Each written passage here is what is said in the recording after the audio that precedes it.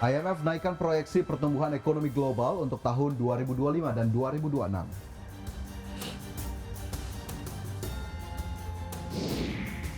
Pemprov DKI Jakarta resmi menurunkan pajak bahan bakar kendaraan bermotor.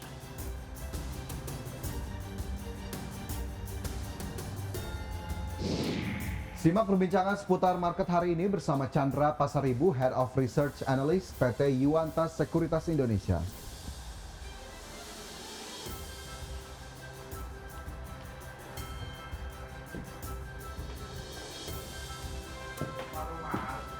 Halo Ca, selamat pagi Ca. Selamat pagi Fajar, apa kabar? Ya baik sekali Ocha, terutama di hari Rabu ini begitu ya, kita lihat dari market terutama dari dalam negeri juga masih tumbuh positif meskipun di Wall Street ini sepertinya agak melemah sedikit nih Cak, karena menanti keterangan terbaru dari Chairman The Fed Jerome Powell. Betul, walaupun memang diduga begitu ya ekspektasi pasar bahwa The Fed akan masih mempertahankan suku bunga, tapi kemudian dari dalam negeri kita lihat juga ada beberapa sentimen yang perlu disoroti. Mungkin dari dalam negeri tidak terlalu signifikan begitu ya, tapi terkait dengan keputusan Trump, kabarnya tarif untuk seluruh negara secara global ini di kisaran 15 sampai dengan 20%, tampaknya sedikit meredakan kekhawatiran investor begitu ya. Ditambah lagi juga sentimen dari kalau dalam negeri ini emiten-emiten tertentu masih ada penguatan ataupun tendensi uptrend. Ini nanti kita akan bahas selengkapnya begitu ya di talk show Market Pass. Ya, dan tentunya pemirsa selama 60 menit ke depan kami hadir dengan sejumlah informasi menarik seputar ekonomi dan pasar modal. Ya pemirsa, Anda juga dapat menyaksikan kami melalui live streaming di idxchannel.com bersama saya Rosalyn Chiu. Dan saya Fajar Wayong, inilah Market Buzz.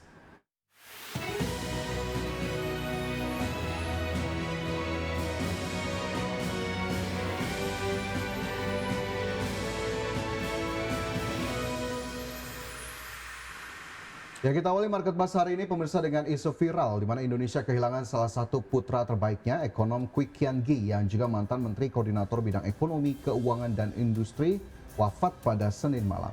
Ya, dikutip dari laman resmi Kemenko Bidang Perekonomian, Kwik Kian Gi lahir di Juwanapati, Jawa Tengah pada 11 Januari 1935.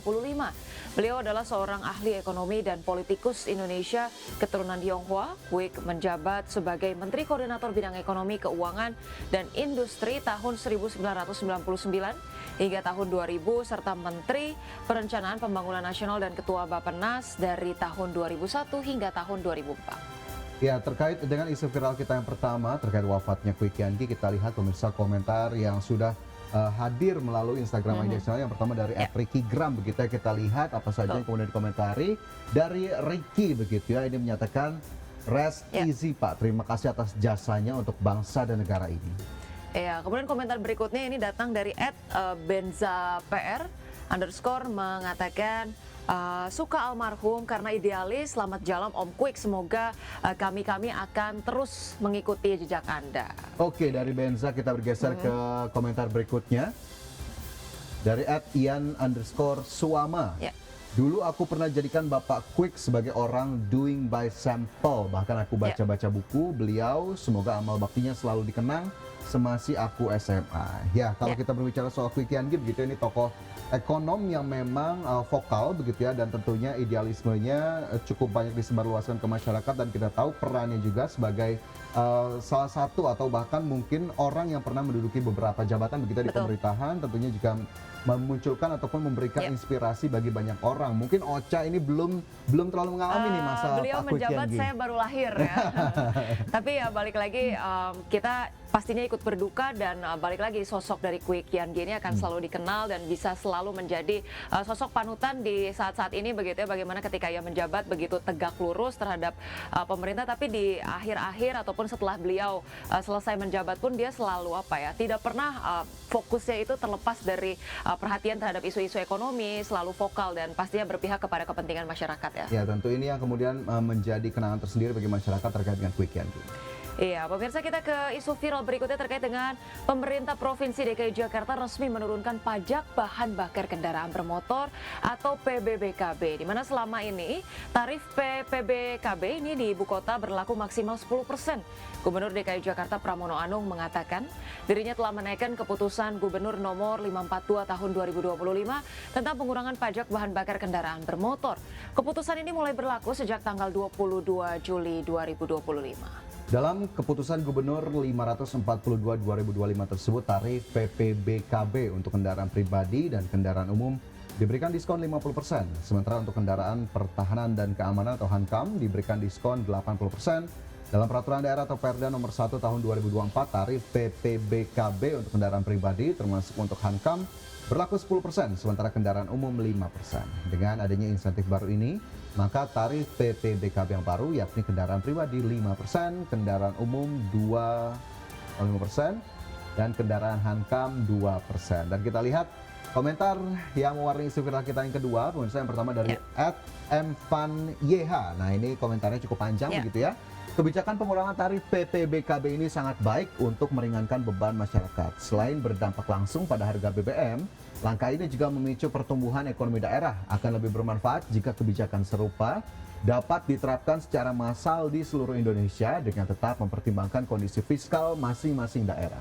Iya, kalau ada komentar lagi dari Benza PR_, untungnya buat masyarakat apa, harga BBM turun atau pajak dari pengusaha pom bensin yang turun. Nah, ini cukup kritis juga ya, karena tampaknya penurunan terkait dengan tarif PPBKB ini tidak serta-merta menjamin harga BBM pasti turun gitu ya. Masih harus dipantau. Oke, kemudian komentar yang ketiga, kita lihat terkait dengan isu viral kedua, @kakron.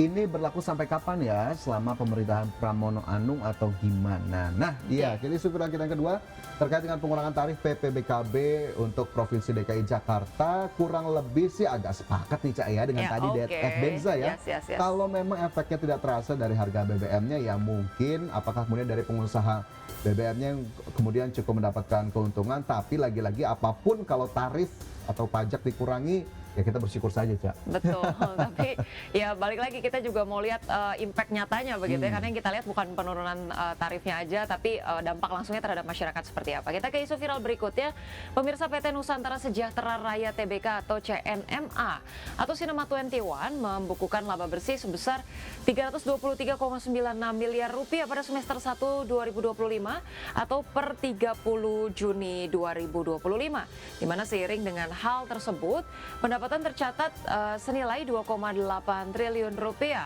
Ya, sebelumnya pada kuartal 1 2025, CNMA mencetak rugi bersih 69,42 miliar rupiah.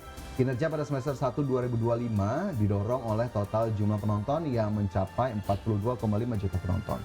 Total penonton pada kuartal 2 2025 melonjak lebih dari 2 kali lipat dari total penonton di kuartal 1 2025. Isu viral yang ketiga juga turut diwarnai komentar dari followers Instagram IDXMA. Pemirsa, kita lihat yang pertama dari Darvan_W. Nah, ini Darvan kita lihat cukup banyak juga nih. Ja, ini kan efek summer blockbuster movies. Lihat aja kuartal pertama 2026 pasti bakal rugi lagi.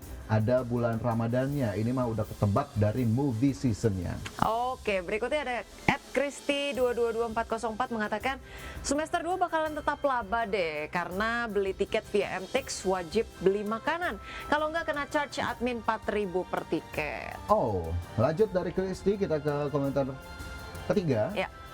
Dari @Sutanajikuswara, seperti anomali di tengah tekanan ekonomi yang lesu karena beragam hal, justru bioskop bisa cetak laba. Kenapa bisa terjadi? Baik, ini kalau kita lihat tadi ada peningkatan laba, kita harapkan bukan hanya penjualan tiketnya aja, tapi tadi ya terkait dengan penjualan F&B di bioskop, kemudian juga mungkin terkait dengan pemasukan dari iklan itu ya. Kalau memang misalnya ekonomi menunjukkan tanda-tanda perbaikan, seharusnya ini semua pendapatannya merata begitu ya. Jangan sampai kemudian sentimennya didorong oleh film-film yang memang lagi hype aja gitu. Ini kayaknya kuartal 3 ini juga akan melesat signifikan karena kehadiran sore. Wow, sore nih kayaknya juga lagi viral begitu ya di tengah masyarakat Indonesia. Tapi memang kita lihat ini berbagai film blockbuster dari Hollywood juga turut mewarnai industri perfilman Indonesia. Bioskop jadi harus memang mengambil ceruk keuntungan dari sini, optimalisasi yang ada dari peluang-peluang ini. Dan kita harapkan juga tadi CNMA sebagai salah satu pelaku industri perfilman ya bisa mendiversifikasi bisnisnya agar kemudian bisa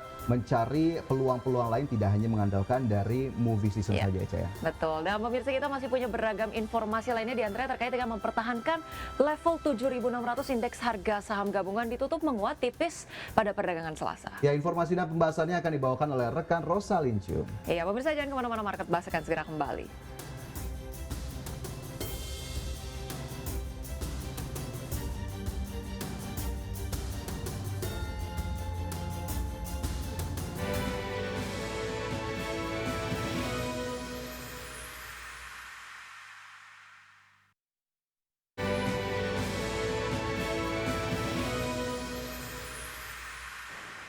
Pemirsa, terima kasih Anda masih bersama kami di Market Pass. Pemirsa, indeks harga saham gabungan atau IHSG ditutup menguat tipis 0,04% dan bertahan di level 7.600-an usai mengalami fluktuasi tinggi. IHSG secara dominan dipengaruhi oleh saham SMMA yang berbalik melemah dalam usai menyentuh rekor tertinggi sepanjang masa atau new all-time high. Indeks harga saham gabungan ditutup menguat tipis 0,04% ke 7.617,9 di akhir perdagangan Selasa. Secara intraday, IHSG bergerak dengan memiliki volatilitas tinggi. IHSG dibuka di zona merah dan menutup sesi pertama dengan kenaikan 0,12%. Di akhir sesi kedua, IHSG sempat naik 0,86% sebelum akhirnya tiba-tiba ditarik ke bawah di penutupan. Indeks sektoral dengan kenaikan terbesar adalah sektor barang baku naik 1,75%, sektor teknologi menguat 1,3%, dan sektor energi melaju 1,02%. Sedangkan indeks sektoral yang melemah adalah sektor keuangan yang turun 1,49% dan sektor transportasi dan logistik melemah 1%. Indeks hari ini dibawa naik turun oleh emiten PT Sinarmas Multi Arta Tbk yang tercatat menjadi pemberat utama IHSG, turun dalam 12,56% di level Rp25.800 per saham, usai menyentuh level new all-time high di level Rp25.800 per saham dengan minus kontribusi 21,54 indeks point. Lalu saham PT Bank Sentral Asia Tbk ditutup melemah 1,18% di level Rp8.400 per saham dengan kontribusi minus 7,14 indeks point. Sementara saham grup Prayogo Pangestu di Barito Pacific Tbk menjadi penggerak utama IHSG ditutup menguat 5,67% ke level Rp2.610 per saham dengan kontribusi 8,69 indeks point ke penguatan IHSG. Emiten Bakri, saham PT Bumi Resources Minerals Tbk ditutup menguat 6,33% di level Rp470 per saham dan menyumbang 3,14 indeks point ke penguatan IHSG. Pada perkembangan lain, di tengah tekanan eksternal, pemerintah menyampaikan ada optimisme bahwa pertumbuhan ekonomi tahun ini masih bisa menyentuh 5%. Namun sinyal waspada tetap diberikan, terutama karena sektor manufaktur belum sepenuhnya pulih dan tekanan global belum reda. Berbagai sumber IDX Channel.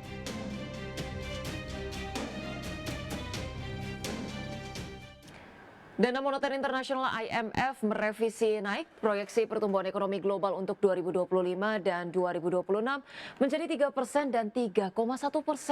Revisi proyeksi tersebut didorong oleh lonjakan belanja menjelang kenaikan tarif Amerika Serikat pada 1 Agustus serta turunnya tarif impor efektif yang dikenakan oleh pemerintahan Donald Trump.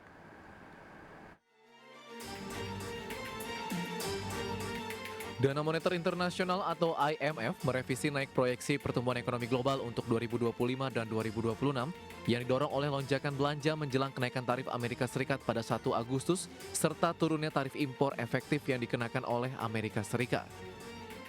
Dalam laporan World Economic Outlook edisi Juli 2025, IMF menaikkan proyeksi pertumbuhan global 2025 sebesar 0,2% menjadi 3% dan 2026 naik 0,1% menjadi 3,1%. Meski demikian, angka tersebut masih lebih rendah dari proyeksi awal Januari sebesar 3,3% dan rata-rata historis pra-pandemi sebesar 3,7%. Sementara itu, inflasi global diperkirakan menurun ke 4,2% pada 2025 dan 3,6% pada 2026. Namun IMF menilai inflasi di Amerika Serikat masih beresiko tetap tinggi akibat dampak tarif terhadap harga konsumen pada paruh kedua tahun ini.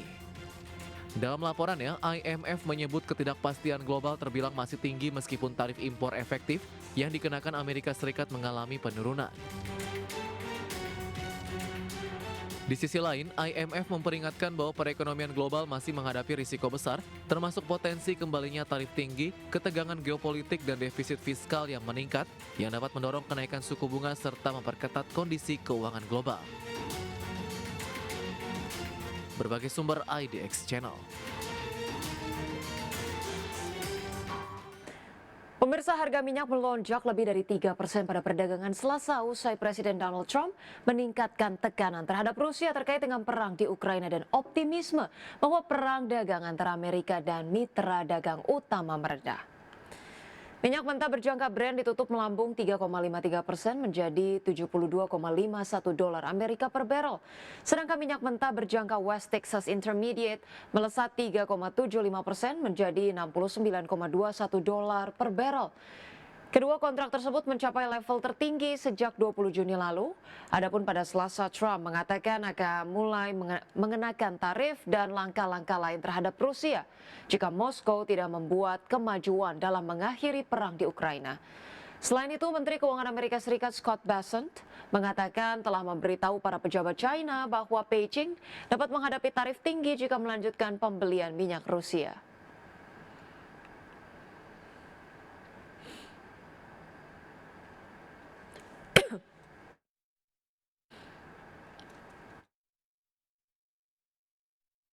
Iya, selanjutnya pemirsa dari pergerakan bursa global. Pemirsa, bursa Wall Street berakhir di zona merah pada Selasa dengan S&P 500 dan Nasdaq turun dari rekor tertinggi.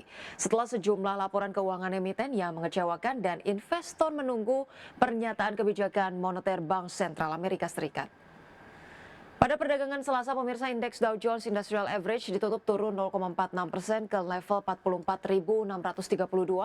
Indeks S&P 500 melemah 0,3% menjadi 6.370 dan indeks Nasdaq Composite menyusut 0,38% ke level 21.098. Sementara itu, pemirsa, bursa saham Eropa mayoritas menguat pada Selasa didorong dengan sektor keuangan dan pertahanan.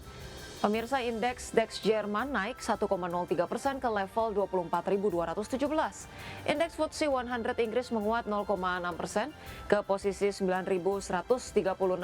Kemudian pemirsa, indeks CAC Prancis mengalami kenaikan 0,72% ke level 7.857.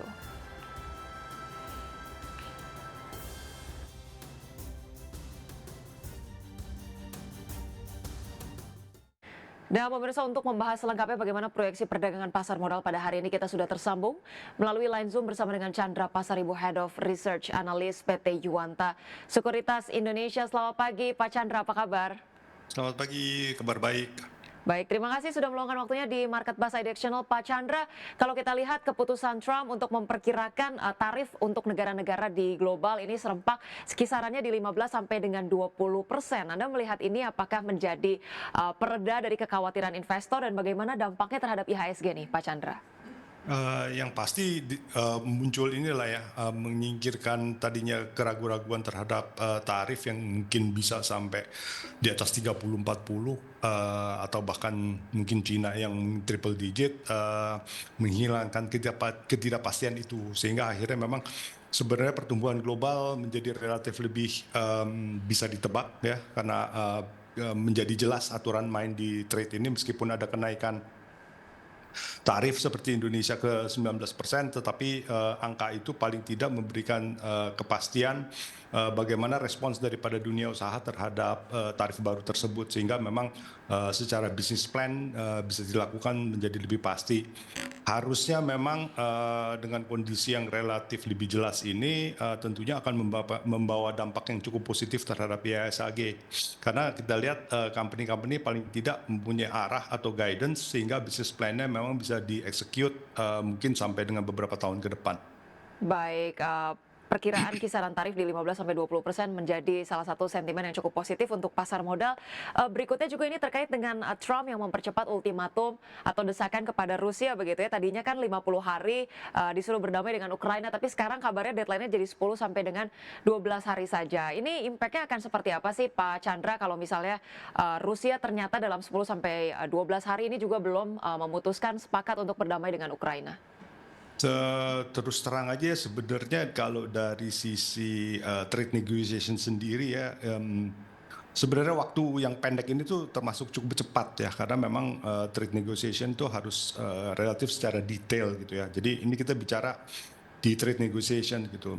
Kalau kita pindah ke negosiasi politik yang mungkin jauh lebih sulit ya, kelihatannya jangka waktu atau deadline yang ditentukan menjadi jauh lebih sempit lagi gitu kan, karena pembicaraan di level politik tentu kerumitannya jauh lebih tinggi gitu. Jadi saya sih rasanya agak ragu ya, kita lihat bahwa itu memang bisa diimplementasikan dalam jangka waktu yang sangat pendek, dan mengingat memang sejauh ini kan Rusia juga udah mendapatkan sanksi ekonomi yang cukup banyak gitu ya. Apakah memang masih ada ruang yang cukup besar untuk memberikan sanksi yang lebih besar secara ekonomi atau enggak gitu. Jadi terus terang sih kemungkinan resolvement daripada perang ini mungkin probability-nya mungkin agak relatif rendah ya. Jadi mungkin kita melihat apa ya, seperti kondisi yang sekarang ini sedang berjalan, mungkin tidak akan berubah dari kondisi yang sekarang ini sih.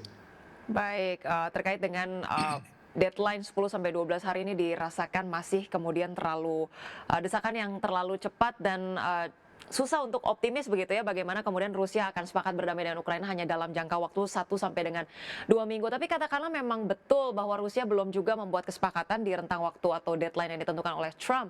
Apakah kemudian ini akan mempengaruhi secara signifikan harga-harga komoditas khususnya saham-saham migas nih Pak Chandra? Seharusnya enggak ya, karena sekarang kan suasananya kan status quo kan, jadi sama dengan sekarang gitu, sehingga harinya mungkin harga terhadap harga minyak atau energi yang lain mungkin relatively tidak akan terpengaruh secara signifikan sih. Baik, Pak Chandra, kita bergeser sedikit ke perkiraan pasar modal, bagaimana kemudian The Fed diproyeksikan masih akan mempertahankan suku bunga begitu, tapi hal ini masih kita nantikan juga bagaimana keputusannya. Anda melihat posisi IHSG di penutupan perdagangan kemarin, apakah kemudian sudah terprice in-kah penantian terkait dengan The Fed yang akan mempertahankan suku bunga ini, atau seperti apa nih reviewnya Pak Chandra? Harusnya mungkin udah termasuk di dalam perhitungan ya, karena kita ekspektasinya kan bahwa The Fed tidak akan berubah tingkat bunga, sehingga akhirnya kondisinya tetap tidak berubah gitu loh. Sejauh ini kalau kita lihat sendiri sebenarnya di domestik masih cukup banyak tantangan tersendiri.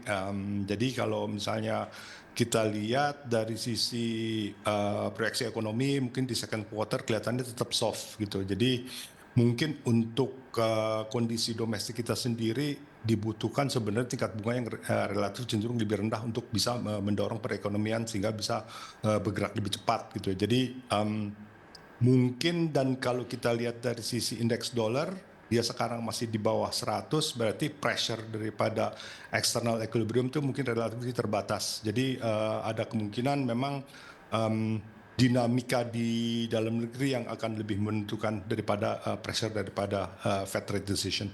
Baik, Fed rate decision sudah terprice in dan tidak terlalu banyak mempengaruhi perdagangan IHSG. Tapi kalau kita lihat juga terkait dengan tadi sedikit kembali kita ulas ya, negosiasi antara Amerika Serikat dan China ini diperpanjang hingga memperpanjang gencatan tarif gitu ya setelah 12 Agustus. Anda melihat ini cukup jadi sentimen positif atau justru menjadi kekhawatiran baru lagi nih Pak Chandra?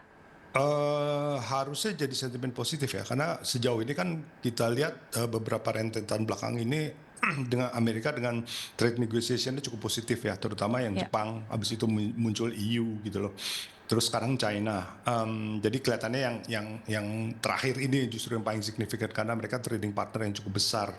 Jadi kalau misalnya itu bisa resolve, sebenarnya harusnya sih globally akan menjadi lebih positif. Tapi memang kalau misalnya tiba-tiba masih gagal, Cina ini kan sampai tarif kita agak bingung juga nih. Katanya sih about triple digit gitu ya tarif importnya. Kalau itu kejadian sebenarnya mungkin negara-negara pengeksportir daripada Southeast Asia mungkin agak sedikit diuntungkan. Karena Amerika harus mencari pasar penggantinya Cina yang terkena tarif yang sangat tinggi gitu loh. Jadi place mungkin agak plus-plus juga sih sebenarnya buat kita. Dalam arti kalau misalnya resolve, mungkin secara global akan lebih kondisinya akan lebih pasti, tapi kalau tidak resolve mungkin kita as Indonesia karena tarif kita lebih rendah dibandingkan Cina mungkin mendapatkan benefit daripada sebagai alternatif market sih. Baik, ada dua kemungkinan, tapi rasanya dua-duanya juga tidak berdampak buruk atau bahkan bisa memberikan peluang positif untuk Indonesia begitu ya. Kita review terkait dengan perdagangan kemarin Pak Chandra, sektor keuangan drop cukup dalam begitu ya. Meanwhile, sektor dari barang baku dan energi ini mengalami penguatan yang cukup signifikan. Review Anda terkait perdagangan sektoral kemarin seperti apa, dan untuk hari ini proyeksinya untuk sektor-sektor tersebut seperti apa nih Pak Chandra? Sektor keuangan ada kemungkinan harusnya kalau misalnya kita lihat kita harus pisahkan ya sektor keuangan, terutama bank-bank besar BUMN termasuk BCA di dalamnya, karena itu kan sebenarnya company yang relatively perform. Di sisi lain ada beberapa company yang mungkin secara valuation udah lebih melebihi fundamentalsnya sehingga agak mengganggu sektor daripada keuangan itu sendiri. Kalau kita lihat di bank-bank besar sendiri sebenarnya secara share price maupun secara performance sifatnya relatif agak mix ya. Balik lagi tadi karena kondisi di ekonomi domestiknya agak relatively tidak terlalu bagus sehingga memang terjadi tight liquidity. Jadi bank seperti BCA kelihatannya masih cukup baik performance-nya, tapi kalau misalnya kita lihat sisa 3 BUMN besar itu karena tight liquidity itu performance-nya agak flattish ke negatif sih. Ya, jadi memang agak sebenarnya sektor keuangan tuh relatif masih agak mix karena memang masih ada tight liquidity di dalam sektor tersebut. Baik, untuk sektor barang baku dan energi prospeknya nih Anda lihat seperti apa Pak untuk perdagangan hari ini Pak Chandra? Kalau untuk barang baku sama energi mungkin kita pisahin sedikit ya, saya belokin sedikit mungkin ke commodity related ya, karena commodity related ini kelihatannya agak sedikit favorable karena ada kecenderungan global growth itu agak positif. Kita lihat bahwa oil price agak positif, batu bara juga positif, CPO juga masih positif. Jadi kelihatannya sejauh ini untuk yang komoditis 3 ini terutama kelihatannya mungkin masih merasakan sentimen positif dari harga yang relatif masih cukup bagus sih. Baik, untuk saham-saham komoditas tadi Pak Chandra untuk minyak, kemudian batu bara dan juga CPO, sentimennya kira-kira akan berlangsung sampai jangka menengah atau seperti apa nih Pak Chandra? Kalau memang seperti tadi diberitakan bahwa IMF udah cenderung lebih positif meningkatkan proyeksi terhadap pertumbuhan global, harusnya sih agak lumayan dapat buffer ya. Jadi penguatan ini sifatnya bukan temporer tapi memang agak fundamentally karena yang tadinya ekspektasi terhadap pertumbuhan yang agak depres karena terlalu banyak gangguan daripada tarif. Di sisi tarif memang di resolve dan kelihatan mungkin di angka 15-20% itu agak bisa diterima sama dunia usaha untuk tetap melanjutkan usahanya, sehingga akhirnya memang pertumbuhan itu menjadi cenderung lebih positif ya. Jadi itu yang menjadi daya topang terhadap harga komoditi sih. Baik, baik. Ada proyeksi yang cukup baik untuk oil price, kemudian batu bara dan saham-saham komoditas lainnya seperti CPO, mengingat terkait dengan IMF sendiri proyeksinya sudah cukup positif begitu ya. Kita akan lanjutkan dialog kita Pak Chandra, tapi kita akan jeda terlebih dahulu. Pemirsa IDX Channel jangan kemana-mana, tetaplah bersama kami.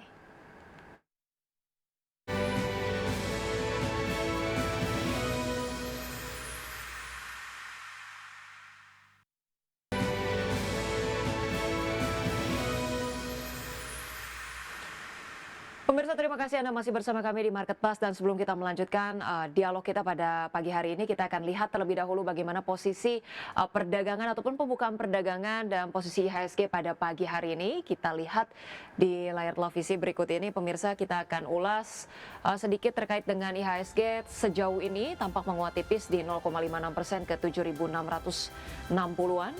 Kemudian sejumlah top gainers ini datang dari Wifi, Inet, kemudian BRPT, Brand, ENRG, JARR, Medco, Pewon, DOH dan juga BBKP. Sementara itu top losers datang dari PGEO, kemudian Eral, Apex, MDKA, DMAS, PTPS, BJBR, AMRT, PTMP dan juga VAST ya. Dari sektoral, pemirsa, sektor keuangan tampak menguat 1,6%, kemudian disusul teknologi 0,9%, basic industries menyusul penguatan 0,5% dan industri menguat di 0,62%. Baik, berikutnya kita akan melihat bagaimana pembukaan bursa Asia pada pagi hari ini.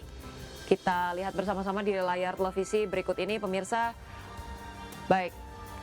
Kita akan ulas bersama terkait dengan bursa Nikkei ini tampak dibuka melemah 0,19% penurunannya, kemudian STI melemah 0,11% dan kemudian Kospi menguat 0,4%, Hang Seng menurun 0,74%.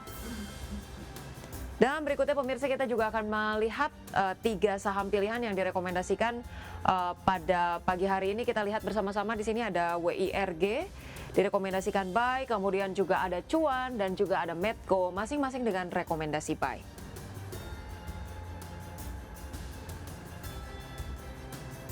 Dan pemirsa, kita akan melanjutkan dialog kita bersama dengan Bapak Chandra Pasaribu, Head of Research Analyst PT Yuanta Sekuritas Indonesia. Pak Chandra, tadi kalau kita lihat ataupun cermati dalam pembukaan perdagangan di IHSG ini cukup menarik bahwa dari sektoral justru ini sektor keuangan memimpin penguatan pagi hari ini di peningkatannya 1, sekian %, kemudian disusul dengan sektor teknologi. Yang Anda lihat seperti apa Pak prospeknya untuk sektor keuangan? Kalau sektor keuangan, balik lagi tadi ya, kalau misalnya kita pisahin ke performing banks yang bank-bank besar itu ya, saya rasa sih relatif mungkin masih menghadapi headwinds ya, atau tantangan ke depan, terutama dari ketatnya likuiditas gitu ya. Ya. Jadi karena relatif likuiditas terhadap 4 bank atau 5 bank besar itu karena relatif lebih liquid ya, sehingga kita mungkin konsentrasinya agak lebih cenderung ke bank-bank besar sih. Tapi sejauh ini rasanya tantangannya masih cukup besar sih. Baik, terkait dengan berita terbaru gitu ya Pak dari Danantara ini, kabarnya akan kemudian juga terkait dengan pemerintah sendiri nih menaruh APBN sebagian di Himbara untuk kemudian menyalurkan uang terhadap pendukungan dari Koperasi Desa Merah Putih. Anda melihat ini punya cukup sentimen yang berarti untuk saham-saham perbankan big caps atau seperti apa nih Pak Chandra? Relatif mungkin dampaknya relatif kecil ya terhadap kalau dilihat dari sisi perbankannya, karena Ya. mungkin size-nya kan waktu itu berbasis 400 triliun gitu ya, kalau misalnya dibandingkan terhadap portfolio size daripada keempat bank BUMN itu mungkin jumlahnya relatif kecil secara percentage. Tapi yang diinginkan oleh Danantara atau / negara itu kan justru trickle down effect ya, atau impact secara keseluruhan, karena penyaluran pinjaman ini langsung dilakukan di akar rumput sih, di level yang paling bawah, which is basically koperasi. Sehingga mungkin dampaknya terhadap social welfare lah ya, daripada instead of GDP growth secara nominal, tapi secara social welfare bisa menyentuh lapisan yang paling bawah sih. Mungkin arahnya lebih ke situ sih. Baik. Pak Chandra, saya juga ingin kemudian mereview sedikit tadi kalau di top gainers ini tampaknya saham-saham Prajogo Pangestu juga masih cukup mendominasi di jajaran top gainers. Review Anda seperti apa nih Pak? Kalau kita bicara stok-stok seperti itu ya, jadi Prajogo Pangestu atau kita sebut conglomerate stocks ini, kalau kita lihat dari sisi valuasi itu memang sudah beyond daripada fundamentals ya. Jadi kita bicara PE udah triple digit gitu. Jadi agak susah untuk dilihat dari sisi fundamentalnya apakah memang harga sahamnya itu make sense atau enggak. Sehingga akhirnya memang stok-stok seperti ini mungkin bisa dilihat sebagai highly spekulatif ya. Baik. Jadi flow daripada sejauh ini mungkin masih positif, karena kalau kita lihat market trading value per hari itu masih di atas 9, mungkin kadang-kadang 10 triliun, sehingga liquidity relatif mungkin masih bisa mendukung saham-saham yang highly spekulatif ini sih. Baik. Kalau kita ulas juga terkait dengan saham-saham yang baru IPO, kemudian kemarin ARA berkali-kali begitu ya, seperti CDIA, kemudian juga Koin yang masuk papan pemantauan khusus. Tapi kemudian sudah masuk papan pemantauan khusus, khususnya untuk CDIA permintaannya tetap aja tinggi begitu. Pak Chandra, reviewnya seperti apa sih? Investor harus bersikap seperti apa terhadap saham-saham tersebut? Kategorinya sama dengan kawan-kawan yang tadi sih sebenarnya, menjadi highly spekulatif, karena kalau kita lihat balik lagi tadi fundamental kita coba breakdown, relatif nih nggak ketemu gitu ya antara fundamentals dengan share price gitu, sehingga balik lagi, tapi kalau saham harganya naik ya harganya naik gitu kan. Tapi apakah itu menjemberkan value belum tentu. Jadi balik lagi sejauh ini mungkin likuiditas masih menunjang spekulatif stok seperti itu sih. Baik, valuasi yang sudah terlalu tinggi, tidak terlalu menggambarkan fundamental, tapi likuiditas masih bisa menjadi optimisme begitu ya untuk penguatan harga saham-saham tersebut. Kita bahas terkait dengan saham-saham pilihan yang tadi sudah kita tampilkan di layar televisi, Pak Chandra, terkait dengan rekomendasi WIRG nih. Seberapa menarik WIRG dari sektor teknologi ya untuk kemudian menjadi pilihan investasi? WRIG mungkin karena mungkin terkait dengan government ya, Ya. push mau nge-push technology development including internet speed. Kalau itu Yep. pick up, harusnya mungkin WRG sebagai company yang bergerak di ekosistem itu mungkin bisa terdampak positif sih. Baik, dukungan ataupun regulasi dari pemerintah bisa jadi katalis positif untuk WIRG, support di 103 dan resistance di 125 ya. Kita ke cuan, Pak Chandra, ini direkomendasikan juga untuk buy, untuk cuan proyeksinya seperti apa? Cuan mungkin lebih masuk kategori yang spekulatif tadi gitu ya. Jadi dengan market liquidity yang masih cukup positif, bisa diharapkan memberikan momentum positif. Tapi kalau kita balik lagi, fundamentals mungkin agak nggak terlalu klik ya. Baik, secara teknikal dan juga likuiditas, cuan boleh menjadi opsi. Untuk Medco, rekomendasinya seperti apa, Pak Chandra? Tadi kita sudah bicara positif terhadap harga minyak maupun energi. Jadi mungkin ini salah satu stok yang masuk ke dalam kategori tersebut, di mana mungkin di harga minyak yang sedang naik memberikan positif momentum sih. Baik, Pak Chandra, saya juga ingin sedikit menyoroti terkait dengan saham SMMA yang kemarin koreksi dalam 12,56%, kemudian juga saham-saham yang cukup besar begitu ya kontribusinya terhadap IHSG seperti SMMA, tadi juga ada DSSA. Ini proyeksinya seperti apa sih Pak? Akan melanjutkan downtrend atau kemudian akan ada retracement atau penguatan kembali nih, Pak Chandra? Ini stok mungkin yang paling susah ditebak kali ya, karena kalau tadi saya coba lihat fundamentals again, di luar jangkauan fundamentals, kalau kita lihat coba dari technical juga gambarnya nggak terlalu bagus ya. Jadi terus terang aja bener-bener kayak market forces gitu loh. Jadi buat kita agak susah sih untuk menentukan arah daripada SSMA ini. Baik, Pak Chandra, singkat saja begitu ya terkait dengan proyeksi IHSG pada hari ini support dan resistensinya akan seperti apa? Sejauh ini kelihatannya positif, tapi mungkin di dalam jangka menengah atau pendek kita rasanya kok market harusnya ada technical correction ya. Ya. Terutama karena kita lihat mungkin sekarang belakangan ini ada beberapa result yang akan keluar. Sejauh ini result yang keluar relatif nggak terlalu bagus dengan mengingat waktu di second quarter ada lebaran. Biasanya lebaran tuh menjadi booster, tapi kelihatannya dari beberapa company yang sudah mengumumkan laporan keuangan, booster itu agak soft sebenarnya.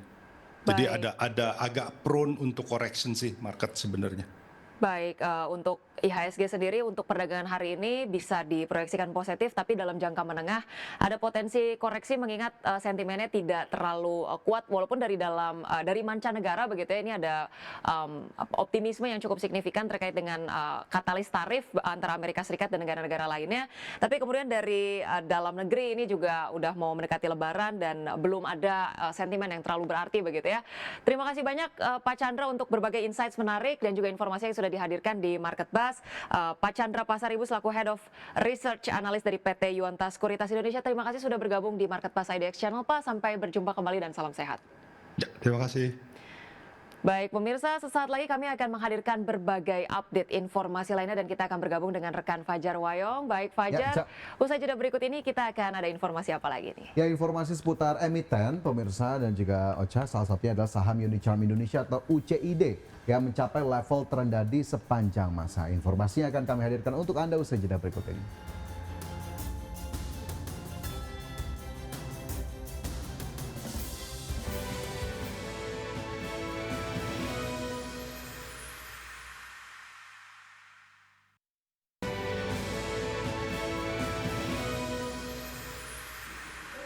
Kembali bersama kami di Market Buzz, pemirsa, kita ke informasi dari emiten pasar modal Indonesia, di mana saham PT Unicharm Indonesia Tbk dengan kode saham UCID terus mengalami penurunan hingga mencapai level terendah sepanjang masa atau all time low.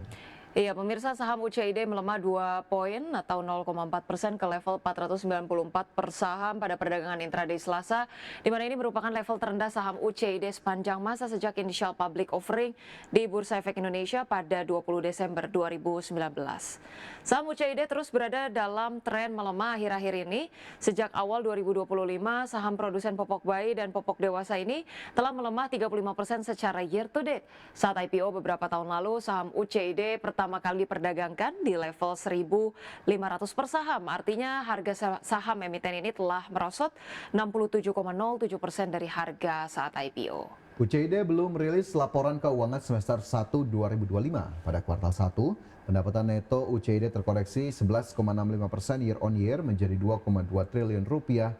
Laba bersih yang dapat diatribusikan kepada pemilik entitas induk juga menyusut 83,18% secara tahunan menjadi 21,63 miliar rupiah pada akhir kuartal 1 2025. UCID sendiri memproduksi berbagai macam produk, diantaranya adalah pembalut wanita, popok bayi, dan pembalut dewasa. Perusahaan ini juga menjual berbagai jenis masker.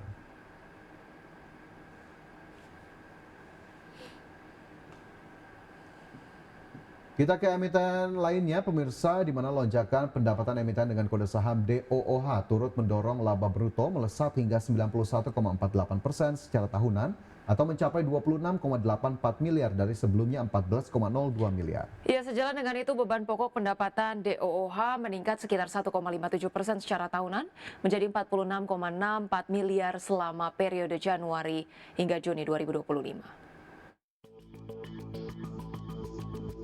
Lonjakan pendapatan ini turut mendorong laba bruto perusahaan melesat hingga 91,48% secara tahunan atau mencapai 26,84 miliar dari sebelumnya 14,02 miliar.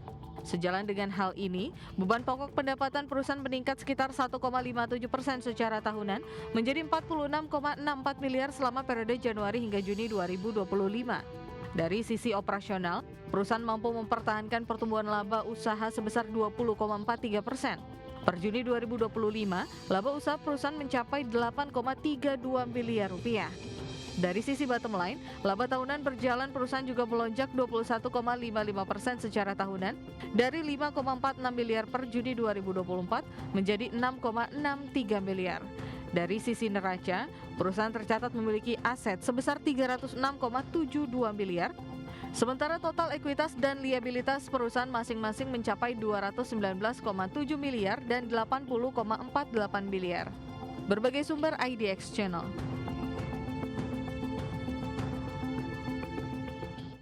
Pemirsa, PT Pembangunan Jaya Ancol Tbk atau emiten dengan kode saham PJAA membukukan kinerja keuangan yang tertekan pada semester 1 2025. Laba bersih perseroan menyusut 63,73% year on year menjadi hanya 21,69 miliar rupiah. Ya, pemirsa, berdasarkan laporan keuangan emiten pengelola kawasan wisata Ancol tersebut meraih pendapatan sebesar 495,46 miliar rupiah di semester 1 2025, turun 12,76% secara tahunan. Penurunan cukup signifikan terjadi di sejumlah segmen pendapatan. Pada segmen pendapatan tiket, pendapatan turun 17,23% menjadi 332,58 miliar rupiah. Selain itu, pada segmen pendapatan hotel dan restoran, pendapatan menyusut 14,12% secara year on year menjadi hanya 32,11 miliar rupiah. Di tengah pelemahan kinerja keuangan, perseroan mencatatkan peningkatan liabilitas hingga 1,47% menjadi 1,88 triliun rupiah pada Juni 2025.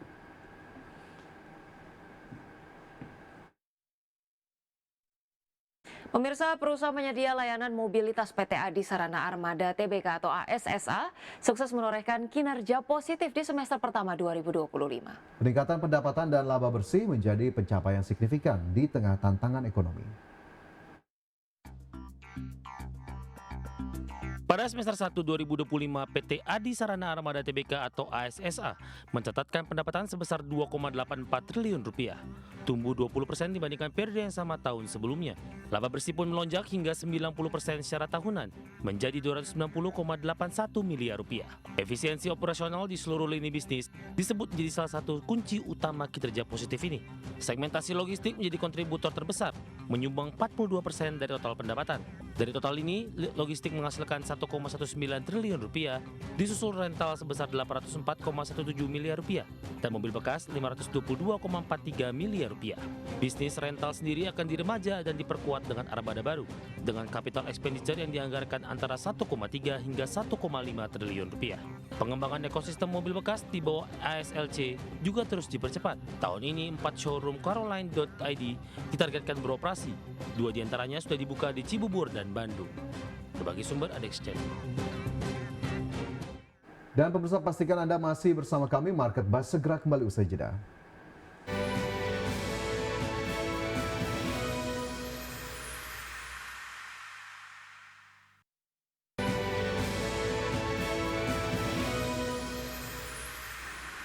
Terima kasih Anda masih bersama kami dalam Market Buzz. Pemirsa, pertemuan bilateral Presiden Prabowo Subianto dengan Perdana Menteri Malaysia Anwar Ibrahim menghasilkan kesepakatan untuk memperkuat peran ASEAN dan stabilitas kawasan Asia Tenggara.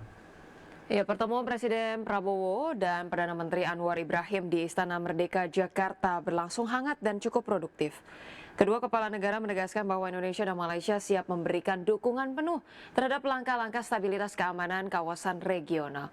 Selain itu, Presiden Prabowo dan Perdana Menteri Anwar Ibrahim pun menegaskan pentingnya kerjasama negara-negara Asia Tenggara dalam menjaga keamanan regional. Menurut kedua kepala negara ini, stabilitas kawasan adalah tanggung jawab bersama. Di sisi lain, secara bilateral, Indonesia dan Malaysia juga sepakat memperkuat kemitraan strategis dan memperluas kerjasama di berbagai bidang. Secara khusus, Presiden Prabowo memberikan apresiasi atas kepemimpinan Perdana Menteri Anwar dalam memimpin ASEAN, khususnya keberhasilan Malaysia dalam melakukan mediasi terhadap konflik di kawasan. Intinya kita ingin menyelesaikan selalu dengan konsultasi, mediasi, saya ulangi, konsultasi, negosiasi, musyawarah. Saya kira itu prinsip kita. Lagi kita negara yang kan latar belakang sama, budaya, agama, satu rumpun, satu budaya. Ya, terima kasih. Terima kasih. Thank you. Dan sekarang ini dalam monitoring keamanan itu, semua defense agency dan negara ASEAN khususnya Malaysia, Indonesia, Singapura, Brunei dan Filipina itu akan bertanggung jawab monitor peace process. Alhamdulillah. Luar biasa. Pemirsa, Menteri Luar Negeri Sugiono menyampaikan pertemuan Perdana Menteri Malaysia Anwar Ibrahim dan Presiden Prabowo Subianto membahas sejumlah hal termasuk dengan kemitraan ekonomi komprehensif regional dan hubungan bilateral kedua negara. Ya, Menlu Sugiono menegaskan RCEP merupakan perjanjian perdagangan bebas terbesar di dunia yang melibatkan 15 negara di kawasan Asia Pasifik, termasuk 10 negara anggota ASEAN dan 5 negara mitra dagang utama ASEAN, yakni Australia, China, Jepang, Korea Selatan, dan Selandia Baru. Untuk itu, pertemuan Presiden Prabowo dengan Perdana Menteri Anwar Ibrahim semakin memperkuat kerjasama bilateral, termasuk kesepakatan kerjasama mempermudah perdagangan lintas batas antara Indonesia dan Malaysia.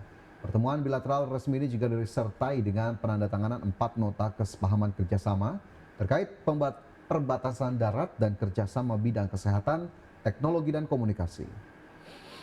Tentu saja perkembangan hubungan bilateral antara kedua negara, kemudian isu-isu penting di kawasan dan isu-isu penting global. Jadi tadi juga kedua pemimpin berbicara mengenai kemajuan-kemajuan yang kita capai selama beberapa waktu ini, perundingan perbatasan, kemudian penurunan.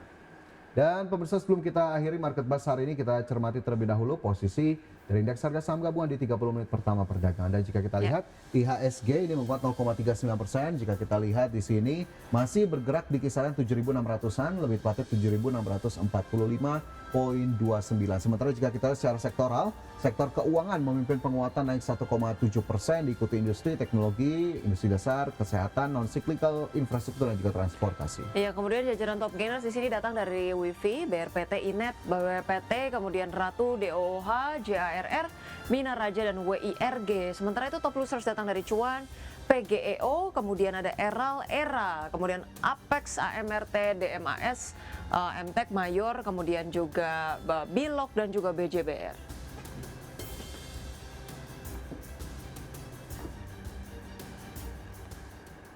Baik, pemirsa, 60 menit sudah kami menemani Anda dalam Market Buzz. Semoga pembahasan hari ini dapat menjadi referensi dan sumber informasi untuk Anda. Dan tetap perbaharui informasi Anda hanya di IDX Channel, your trustworthy and comprehensive investment reference. Jangan lupa saksikan IDX First Session Closing yang tayang pada pukul 12 waktu Indonesia Barat. Dan karena urusan masa depan harus terdepan, aku investor saham. Saya Fajar Wayon dan rekan saya Rosalin Cio, pemirsa, kami pamit undur diri. Terima kasih dan sampai jumpa.